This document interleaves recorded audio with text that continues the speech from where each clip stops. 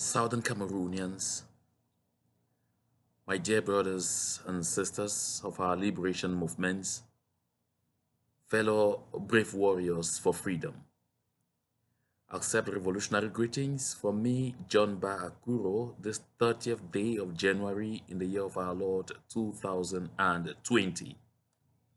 My dear people, I'm coming back here today to bring very interesting news, very interesting information about what is happening back home.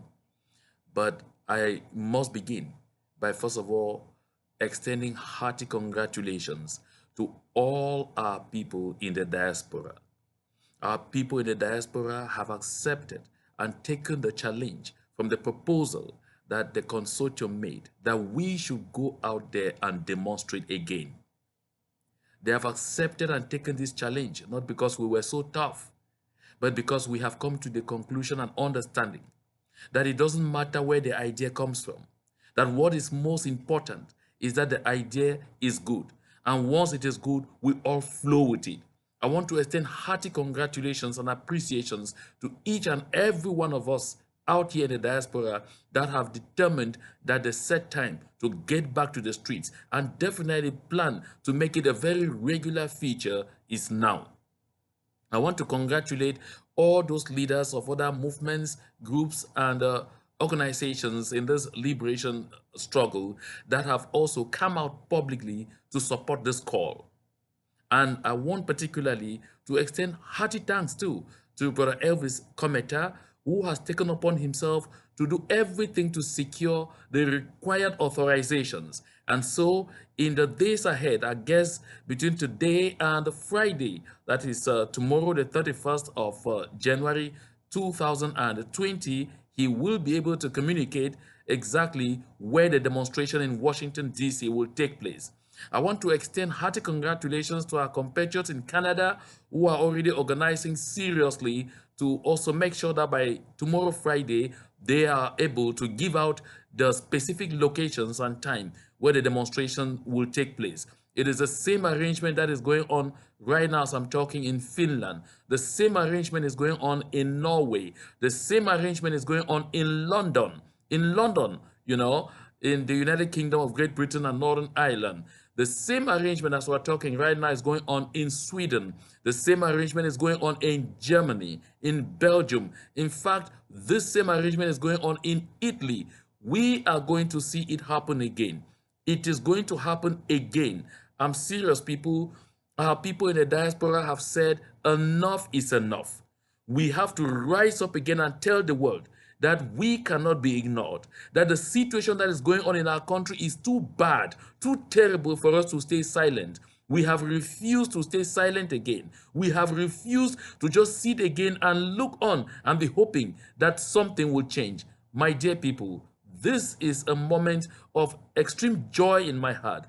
Joy because we have come again once more to the realization that no matter our differences, we have something that unites us, which is so strong. That thing is the need to see our homeland freed. Therefore, whether we are collaborating in whatever shape or form or not, the most important thing is that we have come to the understanding that we have a unity of purpose. And that unity of purpose is that we focus all our attention, all our attention on Yaounde to make sure that the world, the entire world, sees exactly what is happening in our land. I have not stopped shedding tears with what I saw in Biame, where our people, farmers, innocent farmers, who only went out there to till the land, to cultivate crops, to feed our nation, to feed our people, were picked up, killed point blank, and burnt. And my dear people, this is something that is horrible. But trust me, some in the ranks of the people who still call themselves Southern Cameroonians say it is on the corpses of these people that they will walk to become parliamentarians, that they will walk to become mayors, that they will walk to become councillors. This is horrible. But despite that evil determination, I have good news for us all. My dear people, I was watching the news and I came across some channels that linked me to some TV stations in La République du Cameroun. And when I watched Canal 2, I saw Minister Elvis Ngole Ngole and a lot of others entering Bangem like bandits, entering their hometown like bandits in armored cars with military all around the place. I mean, the degree of militarization of their entourage was such that even a fly could be in trouble. Yet these are people going for campaigns. Oh my goodness. Can't we say, Southern Cameroonians, we are brave people, we are strong people. That is what we have reduced those enablers to. That is what we have reduced those people who say they must get their ambitions over our blood, over our future, over our destinies. That's what we have reduced them to. We have reduced them to strangers in their own homeland. We have reduced them to fugitives in their own homeland. And they themselves, by doing what they are doing, and this image is being broadcast to the world, is a clear indication that those colonial elections have failed in our land. My dear people, I turned around and I watched a little clip of Madame Asheri Kilo, who was in Kumbo. She was also in armored cars. I mean, everyone around her was heavily armed. And what did they do in Kumbo? There, they got a better stint than in Bangem. Days before their arrival, the military went around breaking into homes, arresting people at random, whether you had your papers or not, whether you had committed any crime or not, whether you were guilty of anything or not. They carted hundreds of people and held them in detention centers around the place and waited for the day Asheri Kilo was to arrive in armored car to launch her campaigns for the CPDM party. And on that day, they released these people onto the ceremonial grounds. They brought them in trucks upon trucks and released them onto the ceremonial grounds, handed them CPDM fabrics, the CPDM t-shirts, and forced them to wear them and go out there and march and pose as if they had come out to, participate in the launch of the CPDM campaigns. My dear people, this again is a clear indication of our victory. This is what we have reduced them to make believe. This is what we have reduced them to exposing to the whole wide world the kind of evil machinations that they have used over the years to maintain themselves in power in La République du Cameroon. My dear people, we could not have lifted this feat if we didn't have the serious and, very committed participation of our civilians on ground zero. I want to congratulate all those foot soldiers who have been going from village to village, neighborhood to neighborhood, town to town, city to city, to educate our people to stay clear of these elections. We can already begin to see the fruits. I'm sure that you have seen circulating on social media the cover pages of two very important and credible newspapers of La République du Cameroun, Le Jour and Mutation. They showed the streets of Southern Cameroons completely empty at the launch of the CPDN campaigns, occupied only by the military. And the question that they themselves have asked, who is going to vote? Is it going to be a military election? And just so you know, and this is very interesting, information that has filtered from within the ranks of the CPDM officials of the northern and southern zones, I mean the areas they call northwest and southwest, they have already conducted voting. It took place between the 28th and the 29th of January. But the election day is the 9th of February. How did they do this? All those that they carted around and brought into places, locked them in places that they call them, captive audiences and all whatnot. They caused them to give their voters cards. They took fingerprints and all whatnot, and they already stuffed the ballot boxes, and for them it is over. And so they say voting has already taken place. So don't expect to see anyone again coming around anywhere that they are coming for campaigns, because they are going to respect the lockdown. Yes, on our territory we rule. We own our land, and our people have taken the firm resolve that we must expose them this time.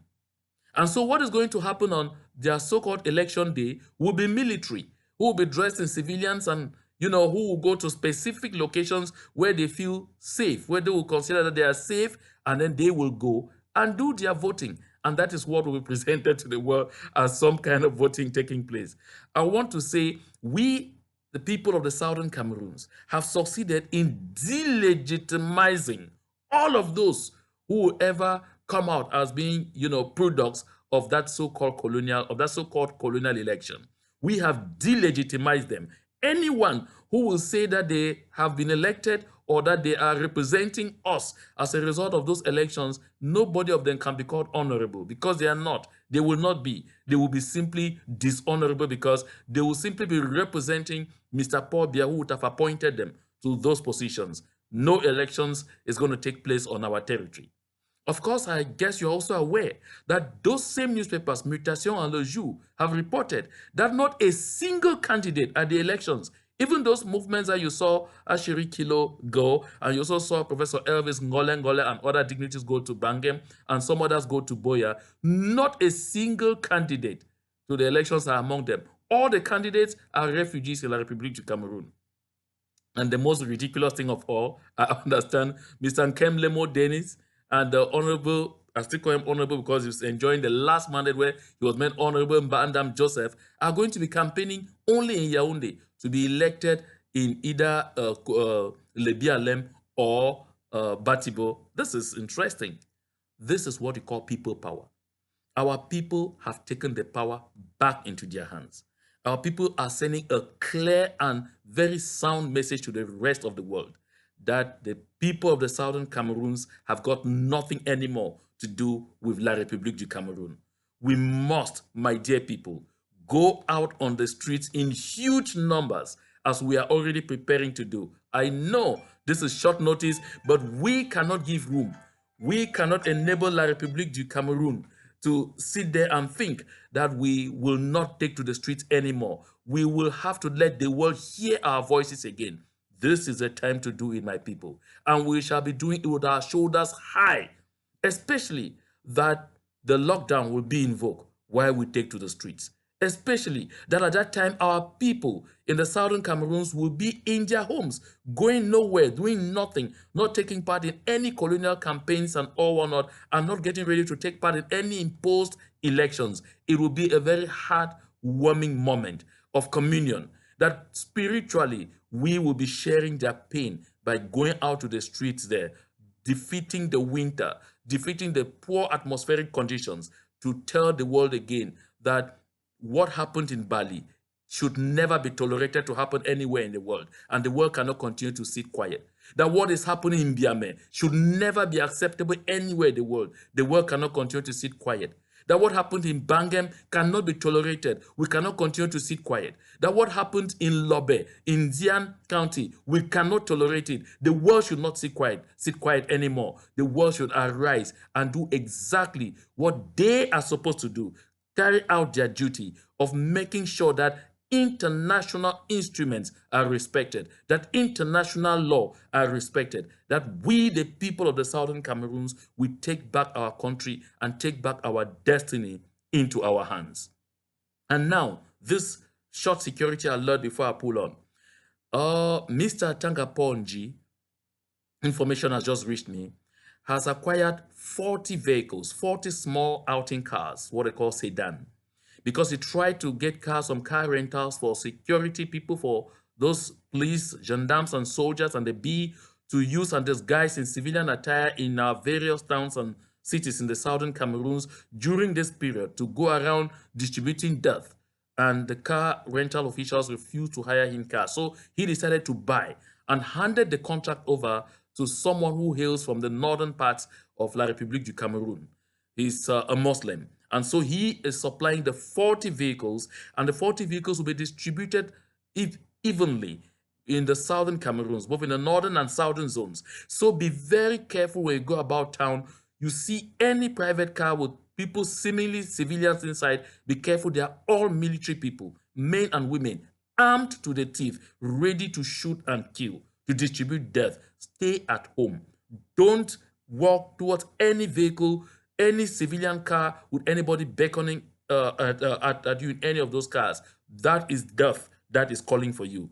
So we better beware of all of this. So we've succeeded in delegitimizing those elections. We've succeeded in making nonsense of all the advances and approaches of Mr. Paul Biya. We've succeeded in exposing him to the entire wide world. And I think, my people, we should be celebrating. Yes, no matter the difficulties that we face internally, I want to congratulate all the people of the Southern Cameroons because they are preparing more and more to take back their struggle into their hands. The time for our people to appropriate to themselves once more this struggle is now. We have left this struggle so long in the hands of amateurs. We have left this struggle so long in the hands of people who only think of personal and vested interests. It is time for the people to arise again. Take back your struggle. This is your struggle. This is your destiny. This is your future we are talking about. Come out there in huge numbers. Make sure you become more vigilant. Make sure you become more critical. Hold all of us accountable. Hold all of us to the brim and make sure that we give the opportunity, that we shift and provide the opportunity for every single Southern Cameroonian to feel involved, to feel concerned. I mean what I say. The time for us to stop joking is over. The time for us to just play along as things go is over. My dear people, I want to raise one issue to condemn very violently. I'm sorry for the word. But my dear people, you will observe for yourself that because of our internecine wranglings, because of our internal quarreling and conflict, what have we done? We are succeeding in exposing a lot of people who, even still within the enemy camp, have been giving us all the assistance necessary. We are exposing all of them to certain death. When they leave those places, they will become useless. A good lot of them continue to be there, are providing information, are providing logistics, are providing techniques, are providing strategy, and all sorts of things, giving us the vital information that we require. But what are we doing now? Because we want to bring A down or want to bring B down, we are exposing all of those people and taking them closer to their graves. This must stop. La République du Cameroon has a lot of their people within their ranks. Those people are working extra time. They're working overtime to make sure they make nonsense of any kind of move we want to take, to make sure they make nonsense of every plans we ever have to work in unity and in unison. They do everything to divide us and to keep us apart. When do we ever see La République du Cameroon exposing their people that are operating for them in their midst? We must learn. The time for us to keep our big mouths, very big mouths shut is now. We have to stop transforming this struggle into a bully pulpit and make sure we use our brains. We have used our heart more than enough. We have used the hearts, yes, the hearts more than enough. The time for us to resort to using mainly the brain is now. Thank you very much, my people. And again, before I go, I want to say this. The fundraiser that is on is real. A lot of people are beginning to participate. A lot of people are calling. We have to arise and contribute again. And I've taken very seriously a proposal from one of our brothers that we should now weekly come out and announce whatever we have been able to raise within the week.